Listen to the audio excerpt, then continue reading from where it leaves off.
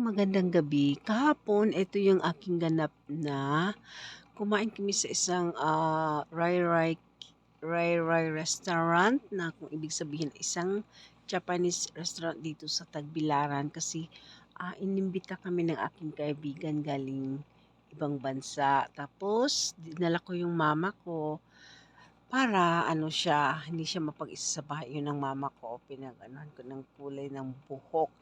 Kasi naawa akong nagtingin sa kanyang buhok ng puting-puti na talaga dahil nga ito naman kasi si mama kahit hindi niya problema, pinoproblema niya, sabi ko mag-relax ka kasi hindi mo naman yun intindi. Kumbaga, ibig sabihin, ikaw nang mag-intindi sa sarili mo kasi wala na si papa, nadami na niyang puti sa buhok ko kaya pinag-ayos ng nagpa-color ng yung hindi naman masyadong kasi nung umalis na si papa sa mundong ibabaw, bigla na lang siyang tumatanda, nakakaawa din tingnan. Sabi ko, bakit kaya ganun 'pag yung katuwang sa buhay mo wala parang diretso na yata yung pag-ano mo pa yung kumbaga sa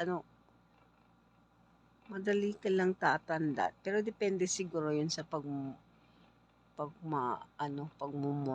po, hindi naman lahat siguro. Pero napansin ko sa mama ko na medyo deep talaga ang kanyang pagmo-mourn. So, siguro hindi siya, sa akin lang po, parang nahirapan yata siya. Kaya siya na lang magpag-isa dito sa mundo. Iba kasi yung asawa at iba yung mga anak. Kaya tingnan niyo ang daming puti na buhok niya. Oh, ang dami talaga. Super dami. So, at ako'y nagpapasalamat sa Panginoon na ayan, pinaanuhan ko si mother para puputi yung buhok niya. Tapos niyan, siyempre, para naman babalik yung kanyang ah, palindog. Kahit man lang matanda na si mother, at least, hindi mapapansin yung mga dami ng puti ng buhok niya. Kasi nga yung problema, siya lang ang nagdadala. Sabi ko, ikaw may nagdala, so hindi mo yan intindihin. Buti na lang yung nag-handle sa kanya, mabait eh. Dalawa kasi sila nag-intay, siyang pinauna.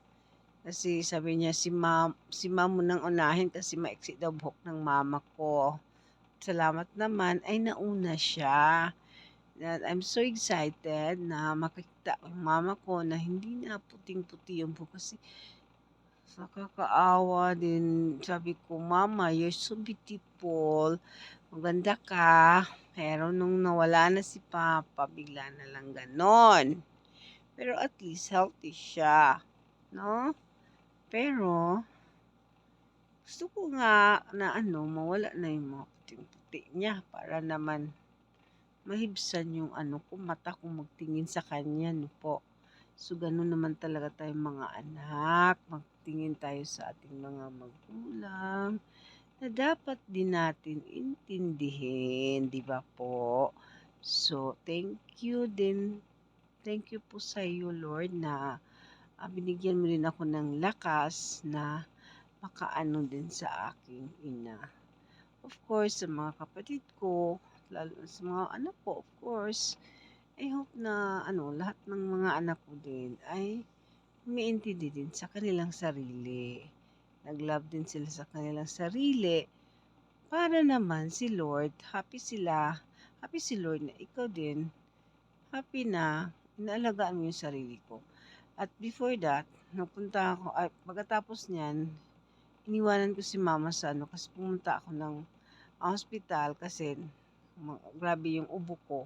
Sabi ko, gusto ko magpa-check up kasi kailangan ko magtingin sa doktor kasi isang lakaran na sa yung araw na to, punta kami na isang mall, tapos nagbili pa ako ng isda na fresh. So, yan yung mga isda. Ang daming isda talaga. Presko. Yan, may pusit. Ang daming pusit. Binili ko 2 kilo ng isda na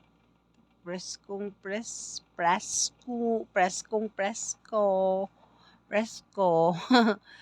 Tapos niyan, of course, 2 kilong tulingan ang binili ko at tsaka po pusit. O, 'di ba?